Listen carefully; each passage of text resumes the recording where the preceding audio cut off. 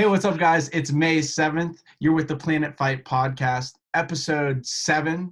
Damn, it's already episode 7. That's crazy. But I am Dip. I'm Tuck. And we are going to dive into UFC 249, which happens on May 9th in 2 days. And it's in Jacksonville, Florida, correct? Yep. So it sucks that Khabib and Tony isn't happening, but I mean, if I were to have any other fight, I think this is the fight I would want to have. So that is the one positive. It could be a fight of the year. Yeah. So what do you think, man? Like, I know we talked about it a lot, but who do you think's gonna, like, it's only 2 days away. Who do you think's gonna come out? Yeah. It breaks my heart that we're not going to get to see Ferguson versus Khabib. Right. And the way things work in MMA, we might never. Just because I know. Gaethje's a dog. And Tony gets hit a lot, and Gaethje hits like a fucking truck. So you can't ever, like, he might get hit once and, like, go completely out to sleep. This is a weird sport. Right. Things happen. Right. But my gut, like, Ferguson's so good, just like Conor McGregor did with Chad Mendes, at throwing that lazy teep kick right into the gut. And he hits you, and he's just sapped slowly. And if Gaethje's shown anything, it's that hitting him to the body really takes away from his ability to pressure you forward and really put the heat on you. That lazy teep kick also encourages Gaethje to cut angles, and you see Tony throw the spinning elbows and all the other weird shit, and that's where he thrives. He's going to get creative off that. I'm pretty excited. Did you see what Gaethje said, or what Tony said to Gaethje? Because Gaethje said, like, I hope he breaks my nose or something, and he's like, he's only saying that because he doesn't want me to hit him in the body. It's true though. Like, if you watch, especially Eddie Alvarez versus Gaethje, Alvarez started ripping him with hooks to the body, and all of a sudden Gaethje looked human again. Like, it's yeah. Like, it's exhaustion makes cowards of us all. Like, it I know, right? Right. One thing I've been seeing a lot of analysts, people on Twitter are giving their predictions is that if Gaethje wins, it's going to be within the first 2 rounds. If it goes after 2 rounds, Gaethje's going to run out of stamina, and Tony's just going to pick him apart, cut him up. So I think that's basically how it's going to work. I do think, I mean, obviously Tony has power, and when they get in those scrambles in the beginning within the first 2 rounds, because that's what Justin's going to try to do. He's just going to try to create scrambles, make it nasty in there, and when Tony's backing up or something, he wants to pop him. You know, and I think Tony can spark him in one of those and knock him out. You know, but all in all is that Tony will wear him out, and around the 4th, 5th, something like that, we'll get a stoppage, I think, or submission. You never know. But one thing, we never see Gaethje on the ground. Yeah. So you never know what's going to happen. He could go to the ground and be, I mean, we know he's good on the ground. He has a great wrestling background, but we haven't seen it really in the UFC. So I don't know. It's going to be crazy, man. Yeah, and your ability to scramble just goes steadily downhill the more the fight goes on. You start to accept positions more. You don't have that same fire to, like, shoot up and out of things. Right. But the second problem is Tony's go-to submissions are like a Darce choke and a few other things that once you're super fucking sweaty, it's hard. He can slide out of things. But once you find that notch that it really sets into, you can crank it beyond belief. But I don't know there's going to be blood. Yeah, that's the thing. Like, if there's blood, Tony might be able to crank it in more. But if Gaethje's feeling slippery, it might help him too. It goes back and forth for me on deciding which is better. Right. But it is. I think it's so true that Gaethje, like, those first 2 rounds are his moment to really push forward. See if he can hurt Tony with leg kicks. Like, there's a reason why people are limping for months after they fight Gaethje. Like, nobody's taken a short notice fight after that. They can barely train. And Tony has had catastrophic knee injuries. Like, I don't think it's a secret here that Gaethje's going to step forward and fire, like, thudding leg kicks and not worry about getting hit. It's just what he does as a fighter. It's the first 2 rounds seeing if Gaethje can do enough damage to slow Tony down where Tony can't be himself in those last rounds. That's really, like, the tale here. If Tony can keep him at distance, manage to make Justin work enough to be tired, but not work so hard that he's getting the Yeah. So it's, man, and who we haven't even seen Tony go past the 3rd round. Like, I know. Terrifying. Dude, that's what's crazy about Tony. It's like he does work so fast, and like it's just crazy watching him in the octagon. Yeah. It's just like, I don't know. I'm so excited for this fight though. Yeah. I'm like itching for it because it's like, dude, we haven't seen it in so long. I know. I'm jonesing so bad. And like I can't train now, so I'm just like watching fight highlights on YouTube. Right. Like fucking going crazy for it. I know. Underneath that, we have another crazy fight with Triple C, the King of Fringe. Versus and Cruz. Cruz, yeah. And, what do you think of that? Man, if I'm a betting man, I'm putting cash down on Cruz. He's a pretty big dog in this, and I like him for this fight. I can't think of anyone who Cejudo's fought outside of Mighty Mouse that has the level of footwork Dominic has. And if we look at similar opponents in Mighty Mouse, Demetrius was finished by Mighty Mouse and then had a super competitive fight with him. Mm-hmm. In which, in the first round, he got kicked in the calf, got a dead leg. There was rounds where Mighty Mouse won it pretty handily. Cruz out-hustled, outworked, and out-techniqued Mighty Mouse for full 25 minutes. So if Cruz shows up being the best he can possibly be, I think he beats Cejudo. But if he's anything less than that, I think Cejudo really puts a beat on him. Cejudo is just crazy because he's so well-rounded that he can do it all. When you watch Cejudo, he's just like a little fireball of energy, and he just doesn't stop. Yeah.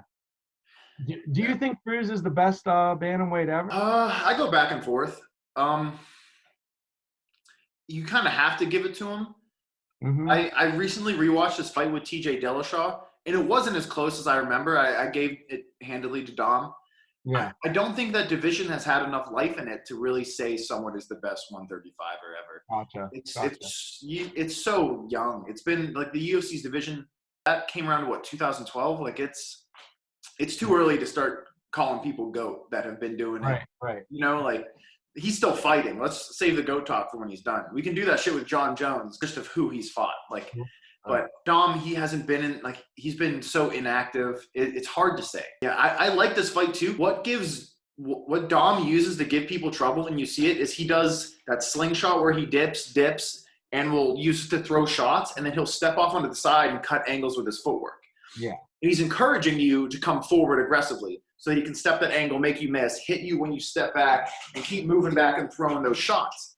And he throws these big, long, looping ones. And you see it like when he fought TJ, he cut an angle on TJ, got TJ to throw his counter right, stepped around it, and ripped 2 shots to the body. Like it's really beautiful technique. But when they start really pursuing, he tempers that pressure with a takedown.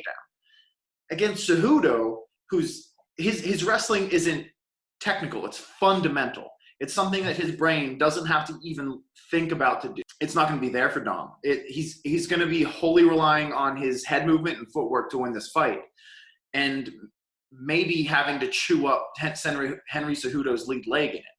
So it's without his takedown, I don't know if he can get it done. So it really comes down to if he can temper the forward pressure of Cejudo with a takedown, which I don't think he's going to. I want him to win because I just don't like Cejudo that much, but Cejudo's powerful. He's powerful, and he can punch, dude. That's the thing. He's like one of them wrestlers that can like throw a shot just as good as anyone else in the division. Yeah. But I don't know. Does Cruz have a longer reach than most of the people in that weight? Yeah, he's lanky. He's real lanky and skinny. Yeah, because I've been watching some highlights and going through some old fights, and it just seems like he always, like you said, that long extending like thing he does, it just always reaches and hits his opponent, and it's like he's always longer than the people who he faces. Yeah, and this is the same thing. He does similar stuff to what John Jones did, where John would turn and shove away, like we saw with Reyes, and then Reyes figured it out and countered that. So, like, eventually someone's going to make the adjustments to get past Cruz's style. It might not be Cejudo. I really think Cejudo wins this fight, like, pulling a Randy Couture-type performance and just grabbing onto this motherfucker, pushing him against the cage, and just beating him up. Like, it's good old-school MMA. And then I think this one has the potential to really be the best fight. Me too. Dude, someone's getting knocked out in this one, but it's Ngannou and Rosenstruck. Is that how you pronounce his name, man? Yeah, you got it right. Rosenstruck? Mm-hmm. And see, I'm getting there. I'm getting there. But dude, I like Rosenstruck. I told you this. You said it, and you think Ngannou is going to handle him pretty easily, right?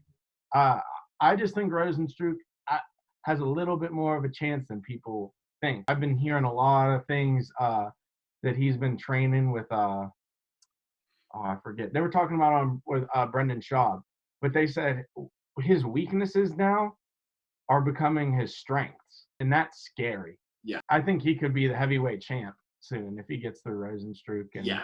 The only way I will say he becomes heavyweight champ is if DC wins that belt and retires. I think DC handles him pretty well just because of the level of wrestling DC brings. Wrestles him, yeah. Yeah, but it's going to be the most boring fight you've ever seen. Oh my god. Yeah, this one like the Anderson Silva one. Exactly. Yeah. I really enjoy this fight because of the respect they're showing each other in the lead up as well, where they're not like it's not like they're cutting shots at each other, because I think they both understand with one shot through all this, like no matter who, essentially the first one to make a mistake here is going to be the one who gets paid for it. Right. And Ngannou has such a reach on him that I really think he's going to be the one who's going to be able to sit back and let Rosenstruck make the mistakes. Right. I'm kind of worried we're going to get a Ngannou Black Beast performance here where nothing really happens because they're both just tensed up and not willing to push forward. But yeah, and we'll do the same thing here that we did for Cejudo Cruz, where like when we look at similar opponents, you have Alistair Overeem. When Ngannou fought Alistair Overeem, we were treated to him. He was essentially a cat and Overeem was a mouse. He was stalking forward, cutting off Overeem's angles, and when Overeem threw like a good overhand right, that uppercut came and put him to sleep. It was masterclass. It's some of the best boxing we've seen in that heavyweight division. Rosenstruck was getting just outperformed for 5 rounds. And with 10 seconds left, he managed to finish Overeem with good shots. Right. So do I think Rosenstruck can win? Yes. I just think Ngannou is going to have more opportunities to win. So I think he's going to take it. Yeah. I feel you. You do always tell me, though, you can't judge 2 people fighting the same person. You always tell me that. Yeah, like MMA math makes no sense, but it's all we can do, right? Like, it's definitely going to be a knockout, though. Yeah. It has to be. I'm hoping. If someone, even if they do fight tense for a little bit, I still think it's going to end in a knockout. Yeah, like once shit starts getting thrown, fucking bombs away. Like that's usually what it is too. You just got to get that cold feeling out. Like get the. It's really just getting hit. Like it's for anyone who's like sparred and had like a nervous sparring day or anything like that, and you're just trying to calm yourself. Taking like a good jab to the nose is somewhere where you can center yourself. That's like, you're like, okay, we're in this now. Like let's go. Like you start to be less mental and more on your training and more like on that path that you've laid out for yourself in training camp. They just got to get to that. The Black Beast Ngannou fight was Ngannou had just lost to Stipe. He just didn't feel like himself, and Black Beast had like the worst back injury of any active fighter. So what are you going to do? Yeah. Then we got Jeremy Stevens, right? Isn't he on? Stevens and Qatar. Qatar, yeah. I'm very scared for Jeremy Stevens in this. He's one of my favorites to watch. I was just about to say you love Jeremy Stevens. I whoever is his manager needs to fucking just go take a hike, dude. They're feeding him savages over and over. Like the beat, Yair, and now Qatar, like give the man a break for fuck's sake. It's not fair. And Qatar's boxing is just so clean and tight and technical that for Stevens to land his shots, he's going to have to really force it. But when he forces it, he's open for Qatar's counters, and he has such a clean counter left hook that I don't see Stevens walking into him without taking a good bit of shots. The real deciding factor is going to be if Stevens can land good solid leg kicks like he did against Gilbert Melendez, and then if he can go upstairs with his kicks once he starts landing low. Otherwise, I think Qatar just outpoints him on the feet until he gets a finish, maybe in the end of the third. I'm scared for Stevens in this. Very scared. I like Stevens too, just because I mean I'm sure you influenced me on him a lot. But What's not to love though? He dude, walks forward and puts dudes in body bags. I Like what else know. do you want? I like you said, dude. When you just look at Qatar's like highlights, he's vicious, man. Yeah, dude. Uh, It's the little things. Like when you see a good example is Rosenstruck. Rosenstruck on his lead, like his check left hook for that counter, he doesn't have to throw like a whole twist into it because he's so strong that all he has to do is tap you with it. When he tapped Andre Arlovski, like face first into the canvas, Qatar really like loads his hips up and cranks into it. And it's not a knockout punch, but it brutalizes dudes. It really puts a beating on guys. And that's fucking not – for someone who loves the pressure forward like Jeremy Stevens does, that's a bad thing to deal with. And, very scared about it. So you're taking Qatar in that? Yeah, I probably will, even though Stevens is one of my favorites. What way? I'm going to say Qatar third-round TKO. Just he catches Stevens moving forward and finishes him on the ground. Yeah, Stevens took a beating in his last fight too against Yair. I don't know. He needs better management. Like find him a better fight. Get him against get him against a wrestler that he can really deal with. I don't want to see him get outstruck every time. It's gonna be a highlight reel for the rest of his career. Don't try to get him back to the top. Dude, we have a main event for a prelim though. Yeah, I know. I'm very excited. Cowboy and Pettis too. Yeah. And the first one was good, so. Yeah, this is another one where like get a better manager, Cowboy. Like it's look at the people he's fought. It's Tony Ferguson, Justin Gaethje, and then Conor McGregor. And then now Pettis. Yeah, and now Anthony Pettis. Like, come on, dude. I think Cowboy's gonna get fucked up. Me too, and it makes me sad. It seems like he's out of it. You know what I mean? Like he's 1 foot out the door. Yeah. It really is crazy to think about the energy and like the composure the fighters have to have. It's like you're going in there against the dude that literally trained for months to take your head off. Yeah. It's a professional. But I mean, for his sake, I hope Cowboy's ready. That when Cowboy is on, man, there's not a lot of people that can put him down. But when he shows up and he's like half there, and especially early, like that, if he can make it out of the first round, then you really see the best version of Cowboy. And like when he fought Tony Ferguson, he had some moments there where he was doing well, but it's hard to look good against Tony Ferguson. He's so awkward and he just beats you up. Yeah. Against Gaethje, he got caught moving forward. It's Cowboy in the first round. It is what it is. Conor, he got smoked. The really shitty part is that like it's just such a wave of going up and down when you're competing. Like it's all over the place. And 30 minutes later, you might be okay. You might have been all right. He caught him at the worst time of the night, and I get it, man. I feel for him. It sucks. Right. That's what Brendan Schaub said. Brendan was like, maybe if he fought him at 2 p.m. the next day, he would have won. You know what I mean? Or he just wasn't feeling it that day. Which, like, everyone, that's what sucks about fighting. You get one shot. But, yeah, dude, I have really high hopes for the prelims. They got my boy Bryce Mitchell in there. Yeah. I forget where he's from. Arkansas. Yeah. That's where he's from. He's from Arkansas, and he's like, give me my camo shorts, Dana White. They did a thing with Dana where he, like, read tweets or something like that, like answering questions. And one of them were like, can I have my camo shorts for Saturday? And he's like, he like looked at the camera and was like, I know who wrote that. He's like, and no, you can't have your camo shorts. I don't understand why not, though. As long as they're Reebok, right? Like, yeah, I don't get – well, they get a choice between black, red, or blue.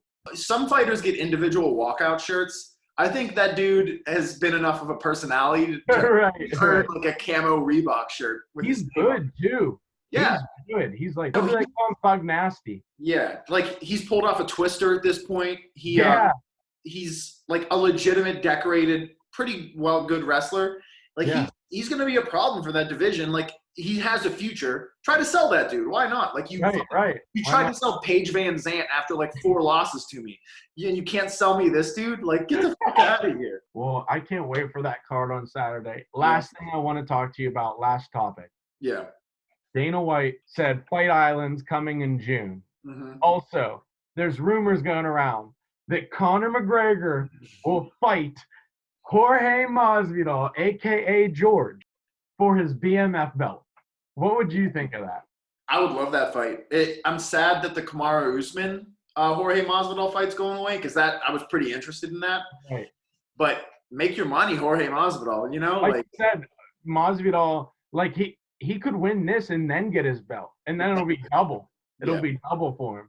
But I just, like you said, I hope he doesn't like lose to Conor, and then he just never gets a shot at the belt again because Conor ended him, or you know. I honestly think it's going to be like neither of them have ever been put away with one shot. Right. They're both such highly technical strikers in different areas too, so it's super interesting. It's not like it's Conor versus Nate where you're like, which style of boxing is better? Like Jorge Masvidal is the best body kicker in the game with super technical head movement, and then you have Conor, who's the ultimate counter striker. This is it'd be a crazy fun fight. Like, oh, I'd be so excited for that. I can't wait, dude. I can't wait. I don't even know who would take that, just because. It would be, I'm the biggest Conor McGregor fan, but I also love Jorge, and it's to predict that would be so hard. They're both counter punchers. Yeah. You know what I mean? They both are fast. They're both have good takedown defense. I've never really seen Masvidal like go crazy on the offensive on the ground, but he has before. Yeah. You know what I mean? He has a really mean Darce choke, but he only developed that to deal with dudes trying to wrestle him. So Conor's not going to shoot a shitty double leg on him. You know what I mean? Like, so we should get a real treat here, honestly. Like, man, it's